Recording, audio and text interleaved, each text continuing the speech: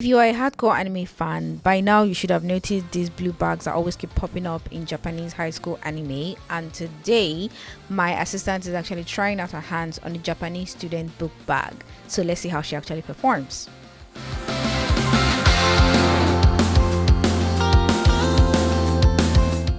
So this is the measurement that we're using today for our simple book bag. And the dimension of the finished bag should be 39 by 25 by 10, and we're using these really nice silver straps. We've got zips and we've got piping. Let's do a little close up so you see what it actually looks like. And for our main fabric, we're using the waterproof taffeta and black soft inner lining. We have some MACO or EVA foam 2 mm thick for. So we just cut our pieces using our pattern guide, and first we're starting with the top zip. So I'm just going to quickly attach the 2 strips to the zip to sort of like complete the top part before going on to join it to the bottom to form like a round band. So anything we do on one side, we're going to do on the second side, and this completes the top part of your bag. So it's really simple and straightforward. I'm just going to show this again because of our beginners, or if you're just watching like one of my videos for the first time, welcome to my YouTube channel. But this is like a simple style, and I do this for bags that are like this, or even for school bags or anything that has a top zip. This is like the neatest way you can actually sort of like form your band. And after sewing it in the inner part, don't forget to top stitch. This is what actually gives it that very neat finish. So after a few minutes, you're already done with your band and you can move on to other parts of the bag.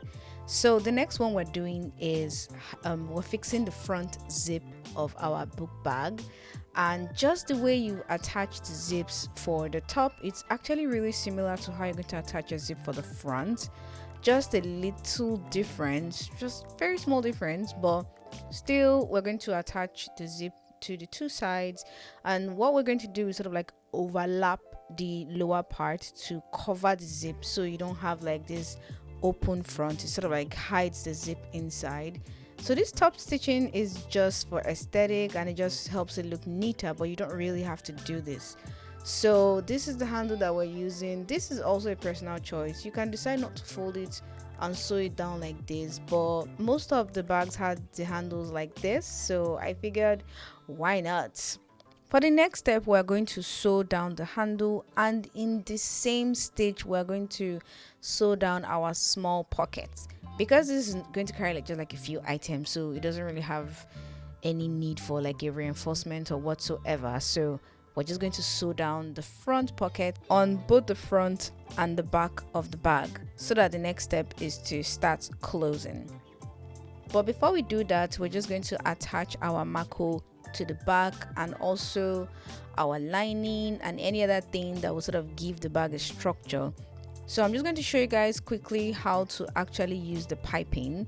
You don't just use the piping like that, you have to cover it with fabric, and thankfully taffeta is not really thick, so it's always easy to sew it down. But if you're using this type of piping with leather, it might be really bulky, but thankfully most industrial sewing machines can actually sew through. I am not like 100% sure with domestics.